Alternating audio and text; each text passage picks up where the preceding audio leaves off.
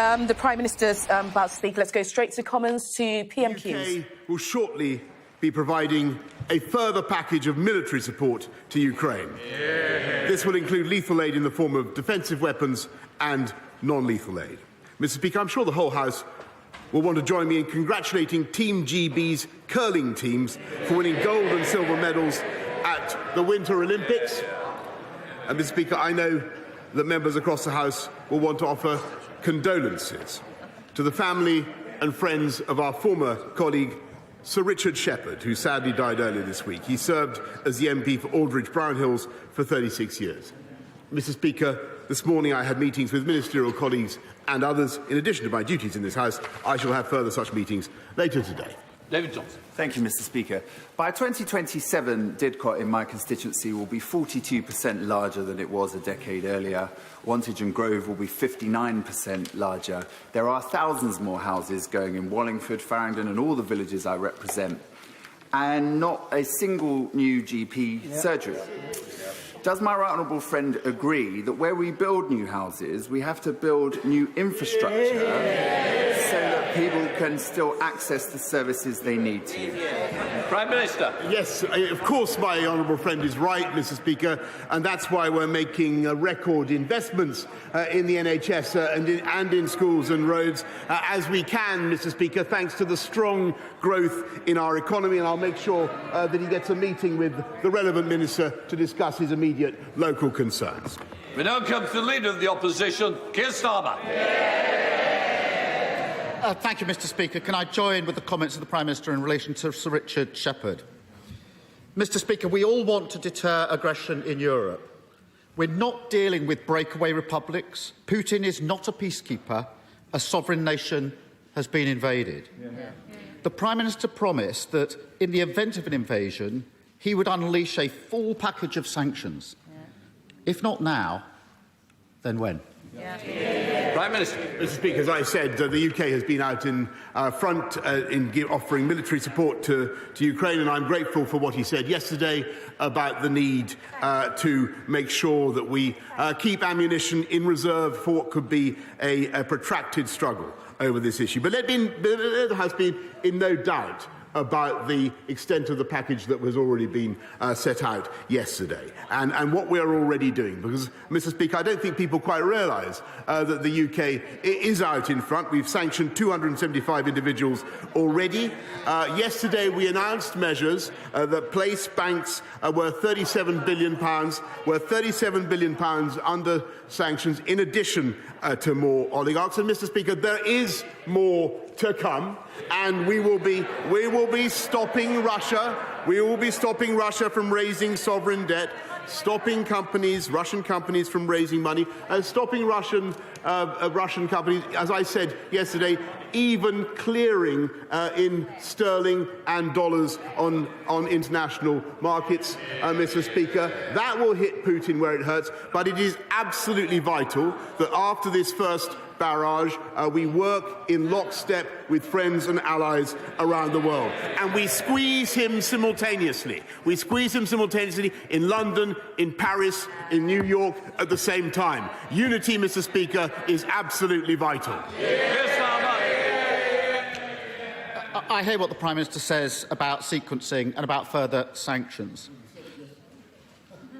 But there's already been an invasion. And there's clearly concern across the House that his strategy, I accept unintentionally, could send the wrong message. So if the Prime Minister now brings forward his full package of sanctions, excluding Russia from financial mechanisms like SWIFT and a ban on trading in Russian sovereign debt, he will have the full support of the House. Will he do so?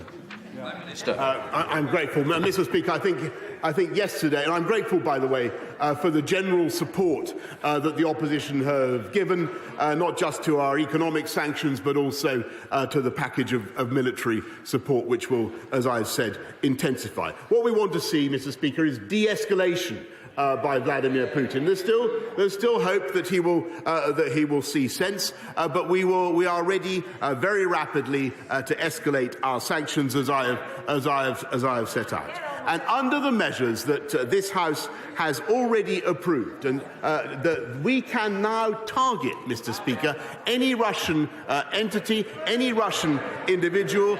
We can already target not just the breakaway republics, the so-called breakaway republics in the Oblast of Donetsk and Lugansk. We can target members of the Duma who voted to recognise them. This is the most far-reaching piece of legislation of its kind, and I'm glad that it has his support. Keir Starmer. It does have my support, and if it's used, we will support it. We must also do more to defeat Putin's campaign of lies and disinformation. Russia today is his personal propaganda tool. I can see no reason why it should be allowed to continue to broadcast in this country. So will the Prime Minister now ask Ofcom to review its licence? Prime Minister. Mr. Speaker, I believe that my right honourable friend, the Secretary of State for Culture, Media and Sport, has already asked Ofcom to review that matter. But what I will say, Mr. Speaker, is that we live in a democracy, Mr. Speaker, and we live in a country that believes in free speech. And I think it's important that we should leave it up to Ofcom rather than to politicians to decide which media organisations to ban. That's what Russia does. Keir Starmer. The request was for a review, and I'm very glad to hear that that review is now happening. And Mr. Speaker, I'm not going to be deflected from the unity that this House needs just at the moment. At the weekend, the Prime Minister said that if Russia invades Ukraine, he will open up the Matryoshka dolls of Russian-owned companies and Russian-owned entities to find the ultimate beneficiaries within. Well, Russia has invaded, and it's time to act. If the Prime Minister brings forward the required legislation to do this, he will have Labour's support. So will he commit to do so in the coming days? Prime Minister. Mr. Speaker, we are, as I said, bringing forward in the next wave of sanctions measures that will stop all Russian banks, all oligarchs, all Russian individuals raising money on London markets, and we are also accelerating, Mr. Speaker, the economic crime bill, which will enable us in the UK to peel back in the next session, Mr. Speaker, to peel back the facade of beneficial ownership of property in the UK and of companies. It's gone on for far too long.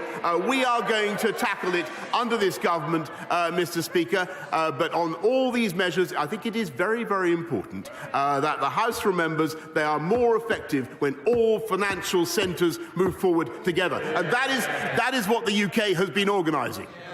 Keir Starmer. Mr. Speaker, I think I heard the Prime Minister say that the economic crime bill will be in the next session. I hope I misheard that. But I can assure him, if he brings it forward in this session in coming days, it will have our support. There's no reason to delay this. Let me also turn to the elections bill. As it stands, the bill would allow unfettered donations from overseas to be made to UK political parties from shell companies and individuals with no connections to the UK. Labour has proposed amendments that protect our democracy from the flood of foreign money drowning our politics. We can all now see how serious this is. So will the Prime Minister now change course and support these measures in the House of Lords? Mr. Speaker, we have very tough laws, tough rules in this country to stop foreign donations. We don't accept foreign donations. You have to be on the register of the UK electoral register to give to a UK political party. And before he starts chucking it around, Mr. Speaker, I just remind him the largest single corporate donation to the Labour Party came from a member of the Chinese Communist Party.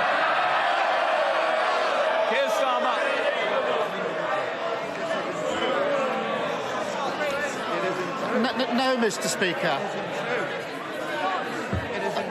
At this moment, as the House agreed yesterday, we have to stand united. And I am not going to be deflected from that. I note the Prime Minister did not agree to change the elections bill.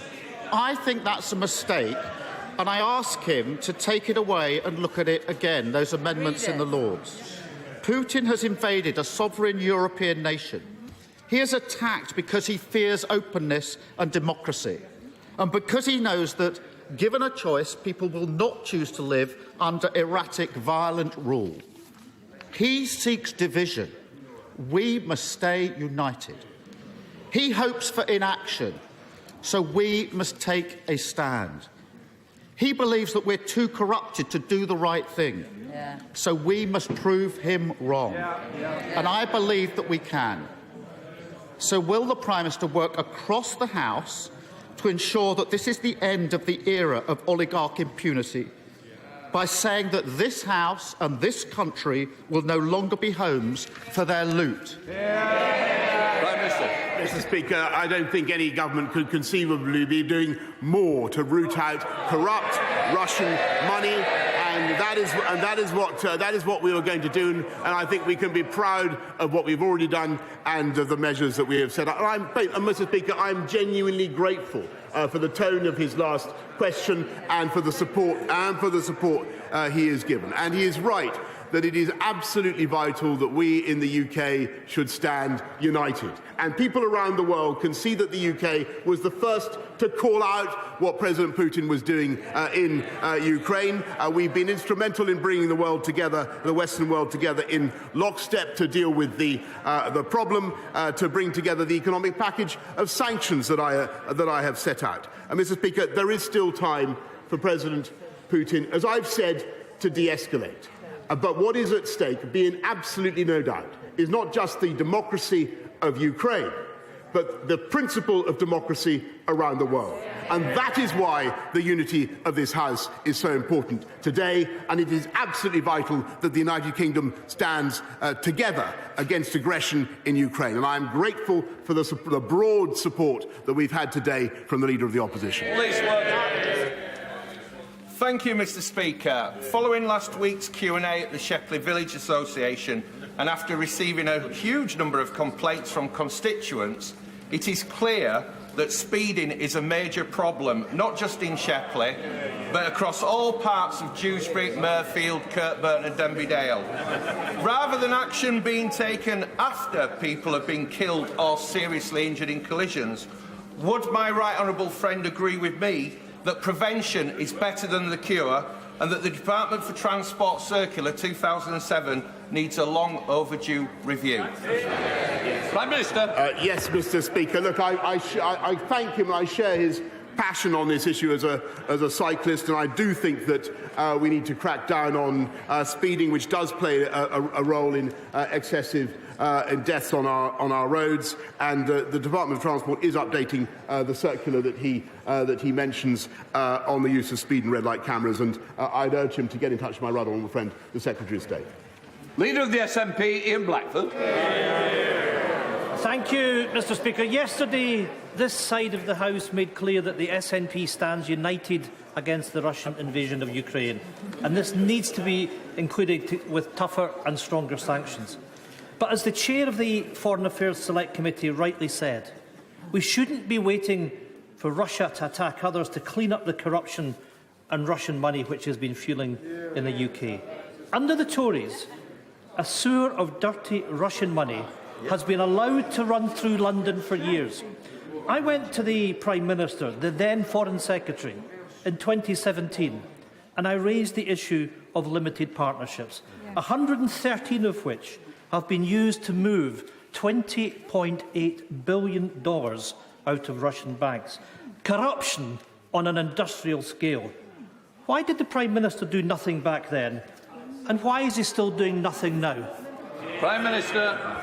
Mr. Speaker, I'm grateful to him. I think that he was right to come to me then, and I've always enjoyed talking to him, as I've told him many times. I think he's right on the issue. We do need to stop corrupt Russian money in London and every other financial capital. That's why we've already taken the steps that we have taken, but we are going much further to uncloak the true owners of Russian companies and Russian properties in this country. And and high time, Mr. Speaker. No country is doing more than the UK to tackle this issue. In Blackford. Mr. Speaker, that meeting was 5 years ago, and I offered to work with the Prime Minister 5 years ago, and nothing has happened. The truth is that Russian oligarchs who give the right people in power a golden handshake have been welcomed into London for years. Their activities weren't stopped, they were encouraged. And plenty of these golden handshakes just so happened to find their way into the coffers of the Conservative Party. Mr. Speaker, £2.3 million, in fact, since the Prime Minister took office. A leading American think tank has publicly raised concerns, and I quote, about the close ties between Russian money and the United Kingdom's ruling Conservative Party are a block to stronger sanctions. How can our allies trust this Prime Minister to clean up dirty Russian money in the UK when he won't even clean up his own political party?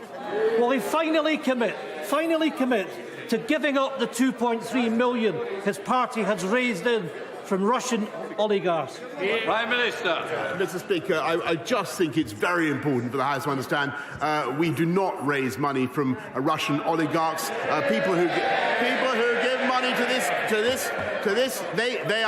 We raise money from people who are registered to vote on the UK Register of Interest, and that is how we do it, Mr. Speaker. And I think his indignation is, I'm afraid, a bit much, coming from somebody whose very own Alex Salmond is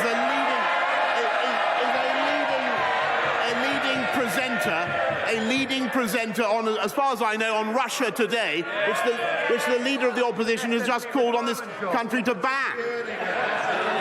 Sir Bill Wiggin. The River Wye, pollution, flooding, house building and the wider environment are all important to my right honourable friend. So will he meet me to discuss the future of the Environment Agency? Prime Minister.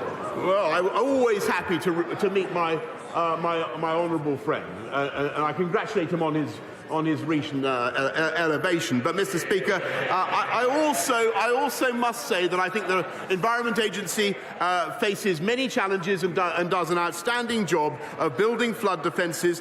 314,000 homes are better protected than since 2015, and we continue to invest massively to help them. But I'm always happy to meet him. Caroline Lucas. Thank you, Mr. Speaker. Yesterday, when I asked the Prime Minister about Russian meddling in UK elections, he looked very shifty before claiming he wasn't aware of any. Yet, when he was Foreign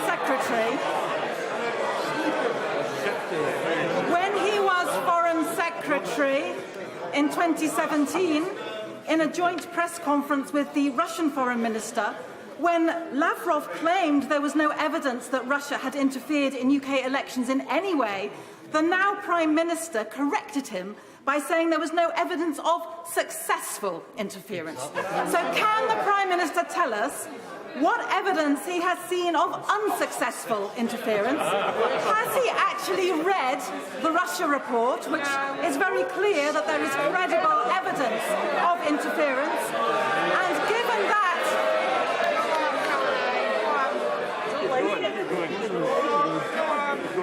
And given that, as his Defence Secretary said earlier this week, information is as powerful as any tank, can he explain why he's turning a blind eye to allegations of Russian disruption and playing fast? Order. I hope you're coming to the end of the question. I do need to...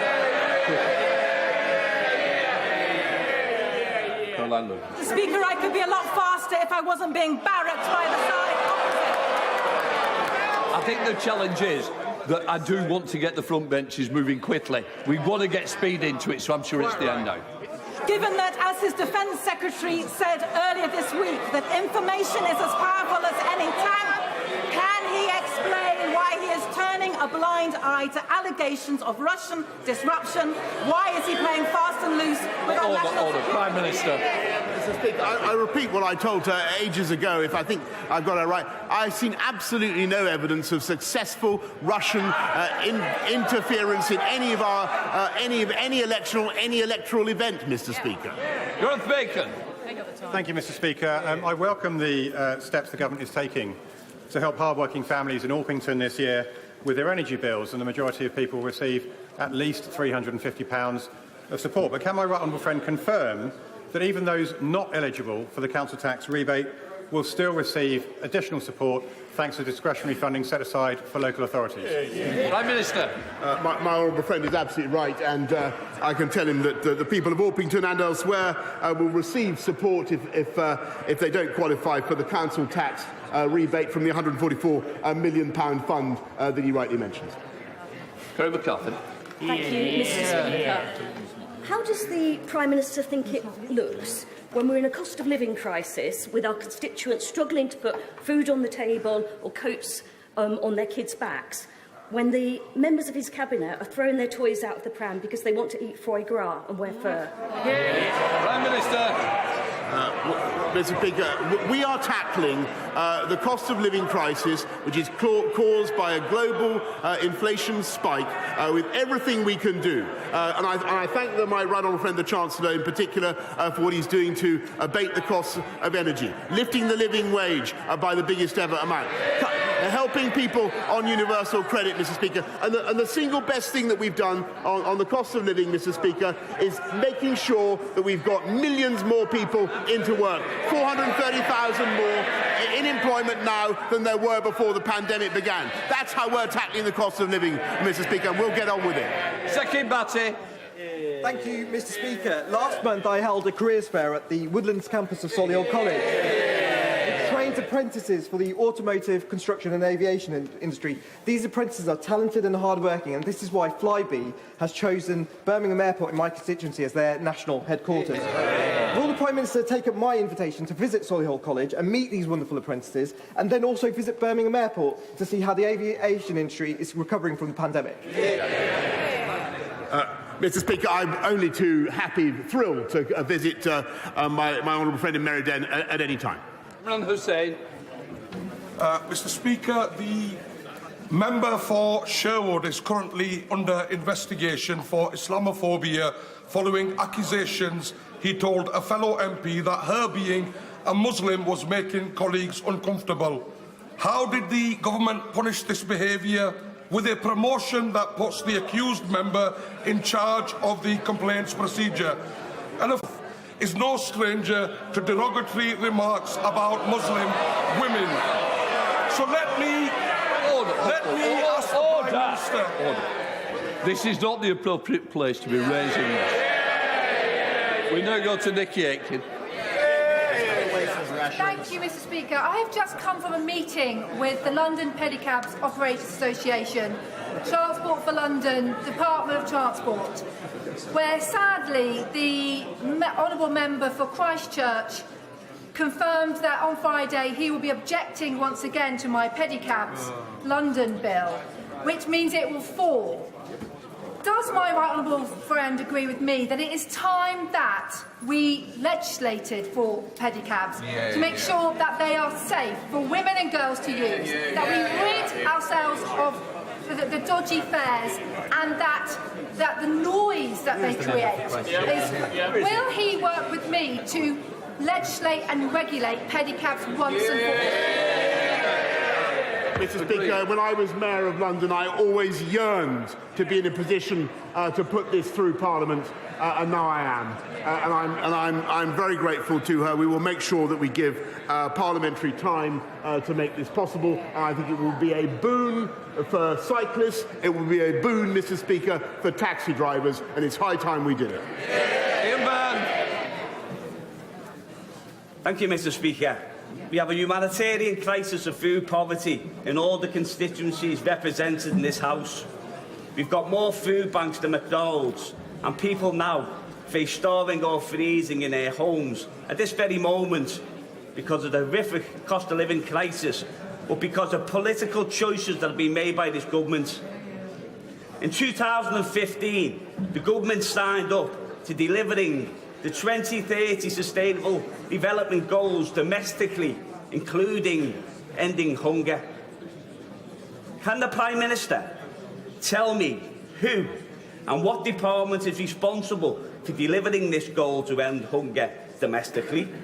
And can he send me a copy of the plan to deliver it? Mr. Speaker, the whole of government is engaged in that campaign, and to that end, we expanded free school meals for 5 to 7-year-olds, which helps 1.3 million children. We boosted the Healthy Start vouchers by a third, Mr. Speaker, and of course there's a holiday food and activities programme that continues to run, the £200 million fund. But the best thing that we can do as a country, as a society, is keep going with our plan for economic growth, with higher wage, higher skilled jobs, putting bread on the table of families up and down this country. Thank you, Mr. Speaker. Speciality Steels is an important steelworks in Stocksbridge in my constituency. It produces high-quality steel and it's provided high-value jobs for generations. But sadly, following the collapse of Greensill Capital, the parent company, Liberty, has faced financial uncertainty for some time, threatening the business and thousands of jobs. So does my right honourable friend agree with me that the steel industry sits at the heart of our levelling up agenda? And will he commit to looking at all options to support the business through this period of uncertainty, as the government has done so effectively for Forgemasters and British Steel? Prime Minister. I thank her very much, and I thank her for everything she does to champion steel. And I think she's right. I think that it is of strategic importance for our country, and we've got to look at ways in which we can help the steel industry to have access to cheaper, low-carbon energy. And this government will do everything we can to ensure that that happens. But so far we've provided over £600 million since 2013 to help with the cost of energy, and we've also put in a £350 million industrial energy transformation fund. But I want to stress to the House that that alone will not be enough as we transition to a low-carbon future. I think that hydrocarbons must also have their place. Barbara Keeler. Thank you, Mr. Speaker. Unpaid family carers are treated appallingly by this government. I'm not talking about paid care staff in care homes, but people who provide care unpaid for family members. While food and energy costs skyrocket, carers' allowance is increasing in April by only £2 to a miserly £69 a week. But this insulting amount will now be more than swallowed up by paying the £2.50 cost of a single lateral flow test so that carers can keep the person they care for safe. How can the Prime Minister justify this tax on caring? I thank her very much, and I think that the whole House understands the pressures on carers and the immense amount that they contribute to our society, and we are doing our best to support people throughout our country. We can't, I think the House also understands that we can't indefinitely support free universal free testing. What we are doing is uprating the carers' allowance, and of course carers are also entitled to the increases that we're putting through in universal credit. Andrew Jones. Thank you very much, Mr. Speaker. Can I follow up my right honourable friend's statement on Monday on removing the COVID restrictions? I welcome the further support for the immunosuppressed. Will he ensure the NHS reviews the system for identifying the most vulnerable, as I think some who are at risk are in danger of being missed, for example, those with blood cancers? And will he then ensure that the relevant testing and antiviral drugs will be readily available alongside boosters for the immunosuppressed, but also for their carers? Yes, he's making a very important point about the immunosuppressed and the need to identify them correctly. We currently think there are 1.3 million. Yes, of course, they will have access not only to testing but also to vaccines, to boosters, and priority access for new therapeutics and antivirals. Sanitary. Thank you, Mr. Speaker. Last October, a promising young footballer in my Ilford South constituency called Kamran Khalid, he was a former winner of Chelsea FC's Asian Star Scheme and played for the famous Senrab FC in Wanstead. He was on his way home to see his mum after finishing at the gym, and he was stabbed 24 times, murdered just yards from his front door. One of the perpetrators, alleged perpetrators, was as young as 15. So, Mr. Speaker, I would hope that the Prime Minister would agree with me that far more needs to be done to stamp out the scourge of knife crime, including addressing the underlying causes.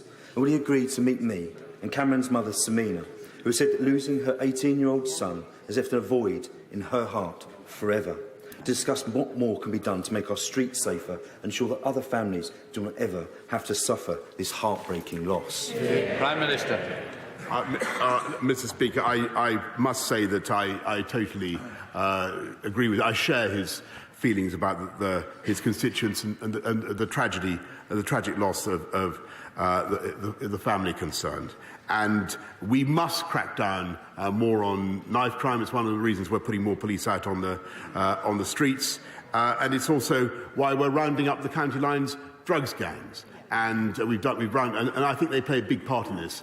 Sadly, we've done 2,000 so far. There is more to do. That's why we're recruiting many more police and giving them the powers they need to come down hard on these gangs. Andy Carter. Thank you very much, Mr. Speaker. The government's commitment of £25 million for a new electric bus fleet in Warrington will have a transformational effect on public transport across Warrington. Does the Prime Minister agree with me that the right way to spend that £25 million is by buying British-made buses, supporting highly skilled jobs, manufacturing jobs, right across the United Kingdom? Prime Minister. Yes, Mr. Speaker, I want to thank my honourable friend who is a great champion for Warrington. And Warrington has secured £20 million, Mr. Speaker, for new zero-emission buses. And I'm delighted to say, in a statistic that I can barely believe, but is in my brief, that 80% of buses in Britain's urban areas are already produced domestically. Mr. Speaker, which is a fantastic thing, and I know that we all want to see more of that, and I hope that Warrington will consider excellent UK bus manufacturers when they come to their next contract. Hodge. Thank you, Mr. Speaker. Yesterday, the Prime Minister told me that we can sanction Duma members with the government's new sanctions package. The Right Honourable Member for Braintree told the House that we can sanction Duma members not through the new regime, but as an extension of pre-existing sanction rules. Yet this morning, the Foreign Secretary said that the legislation for sanctions against Duma members will take weeks to be made legally watertight. So, Prime Minister, who is right? How can we say we're standing strong against Russian aggression when our sanctions response is such a muddle and such a mess? Prime Minister. Mr. Speaker, I think the whole House will agree, I hope the whole House will agree, that it's quite a thing to sanction parliamentarians. And that is what we're doing. That is what we're doing. And not only that, we're putting forward, just in the last couple of days, the biggest package of sanctions against Russia that this country has ever introduced, and we're coming forward with even more. And they will have an impact not just on Duma members, people who voted for the secession of the oblasts of Donetsk and Lugansk. They will have an impact on the entire Putin regime. And I'm glad that the Labour opposition, at least for now, supports them. Thank you, Mr. Speaker. This is day 6 for thousands of households across East Sussex who have no power and no water. As we become more and more reliant on electricity, we must become more resilient. Can I ask the Prime Minister to ensure that the utility companies work together, that water companies have to have generators in place so that the water doesn't fail when the power does, and that local resilience forums are fit for purpose and communicate with their local community? We need more help on this, Prime Minister. Please help us. Prime Minister. I thank him very much for what he said about people in East Sussex, and I just want to say I know how tough it is for people who've been short of power for days on end. And it is no consolation to them for me to say that 97% of who lost power have now been reconnected, but we're working as fast as we can with local authorities, with the electricity companies, to make sure that they get their power back, but also ensuring that we build in more resilience for the future. Jamie Stone. Mr. Speaker, let's be quite clear about this. Is it not an absolute disgrace that a Privy Councillor, an advisor to the Queen and a former First Minister of Scotland sees fit to broadcast his half-baked world views week after week on Russian television. Mr. Speaker, that was a brilliant, powerful question with which I think the whole House assented. Would it not have been more powerful if it had come from the leader of the Scottish Nationalist Party? Daniel Kaczynski. Thank you very much. Thank you very much, Mr. Speaker. The Prime Minister will have seen the devastation in Shrewsbury of the flooding of the River Severn. This is the third year in a row that Shrewsbury has faced these appalling floods. I chair the caucus of 44 Conservative MPs who have the River Severn, Britain's longest river, flowing through their constituencies.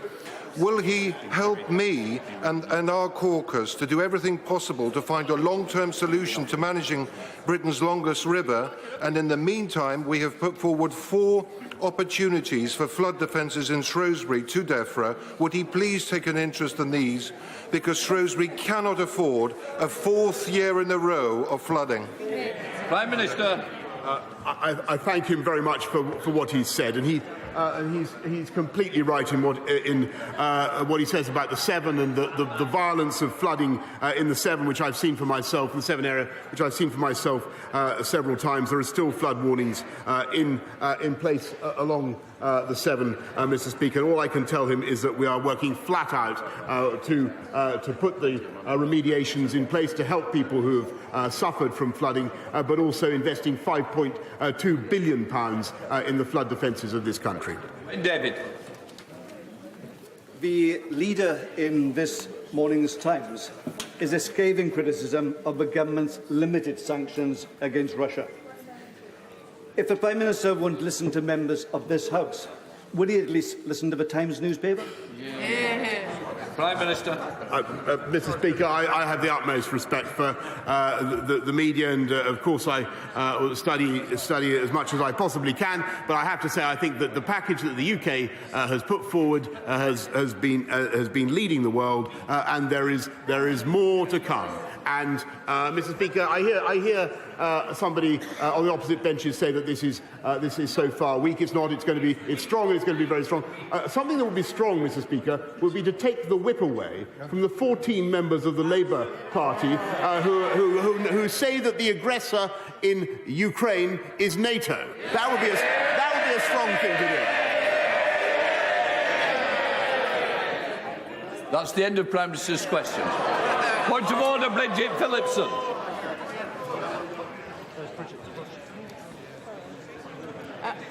So that was the Prime Minister's questions, and we will be discussing that in a moment. But I just want to show you the scene live now in Kiev, where the Ukrainian President Zelensky is expected to give a news conference with his Polish and Lithuanian counterparts about the crisis. So that's the current scene there in Kiev. We will, of course, bring that to you live as and when that happens. So let's just go to breaking down then what's happened at Prime Minister's questions.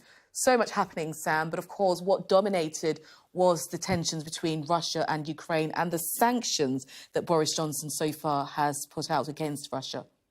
That's right. I mean, the tone of today's exchanges actually was a bit more consensus rather than confrontation. There was clearly concern on all sides of the House of Commons that perhaps the sanctions regime put forward by Boris Johnson doesn't go far enough. Boris Johnson likes to point out that 275 people have been sanctioned. Of course, that's only an increase of 3 yesterday, but there is a sense that there's more coming from the government pretty soon. Boris Johnson started by Prime Minister's questions by saying that the UK will soon be providing more help to Ukraine. He called it lethal aid and non-lethal aid. So the lethal aid will be perhaps potentially help for their military. The non-lethal aid, well, separately, Liz Truss has been saying that they're going to be more availability of UK state-backed loans, essentially, for Ukrainian industry to keep that country functioning when it's effectively starting to fight a war against Russia. So I think the impression that Boris Johnson wants to give is of his administration really being at the foothills of responding. Now, quite a lot of people in the House of Commons raised the point of why effectively the House of Commons, the British government, was waiting until Russia took further action before taking more steps? Couldn't they act now to provide some deterrent rather than waiting? Boris Johnson defended Britain as being at the forefront of the global response. Let's hear how Keir Starmer and Boris Johnson dealt with those points. Putin has invaded a sovereign European nation. He is attacked because he fears openness and democracy, and because he knows that, given a choice, people will not choose to live under erratic, violent rule. He seeks division. We must stay united. He hopes for inaction, so we must take a stand. He believes that we're too corrupted to do the right thing, so we must prove him wrong. And I believe that we can. So will the Prime Minister work across the House to ensure that this is the end of the era of oligarch impunity by saying that this House and this country will no longer be homes for their loot? Mr. Speaker, I don't think any government could conceivably be doing more to root out corrupt Russian money, and that is what we are going to do. And I think we can be proud of what we've already done and of the measures that we have set up. And Mr. Speaker, I'm genuinely grateful for the tone of his last question and for the support he has given. And he is right that it is absolutely vital that we in the UK should stand united. And people around the world can see that the UK was the first to call out what President Putin was doing in Ukraine. And Sam, the TV station Russia Today did feature quite a lot, didn't it? Keir Starmer said that it's Putin's personal propaganda tool and really pressed the PM to urge Ofcom to look into it, because the responsibility lies with Ofcom, doesn't it, to do anything about it, if at all? That's right. This is one of those developing stories this lunchtime. At the stroke of midday, Nadine Dorries, of course, the Culture Secretary who you'll have seen in Prime Minister's Questions, released a letter to the media, a letter that she has written to Dame Melanie Dawes, who's the Chief Executive of Ofcom, essentially calling for exactly what Keir Starmer went on to ask for in the House of Commons chamber. If we look at a little bit of that letter, it says, "It is essential that the UK looks to limit Russia's ability to spread their propaganda at home. I have concerns that broadcasters such as RT, whom Ofcom have found to have repeatedly breached the broadcasting code in the past, will also look to spread harmful disinformation about the ongoing crisis in Ukraine here in the UK, something RT has previously done in its biased reporting of the Salisbury poisonings and the conflict in Syria." So what you have there is the Culture Secretary effectively directing Ofcom to take further action. The question is whether that will be completely to take that off air and what are the consequences of that. Quite interestingly, in the moments after those exchanges and Boris Johnson saying that the Culture Secretary had taken action, the Conservative MP for High Peak, Robert Largan, actually jumped in and responded on Twitter to this subject, saying, "I'd be cautious about banning RT. President Putin would respond by banning the BBC in Russia, which actually cuts through his propaganda to millions. Meanwhile, RT in the UK is ignored by all but the likes of Richard Bergen," a reference to the Jeremy Corbyn ally and Labour MP. And there is this sense that Boris Johnson has been trying to fight Russian propaganda by boosting Russian language BBC services in parts of Ukraine in order to get different viewpoints over to people in that part of the world. So it is a delicate discussion. It's not the first time that we've talked about whether or not stations like RT should stay on air. Action, of course, taken against Press TV in the past, so it wouldn't be unprecedented. But I think there is now clear direction from the Secretary of State.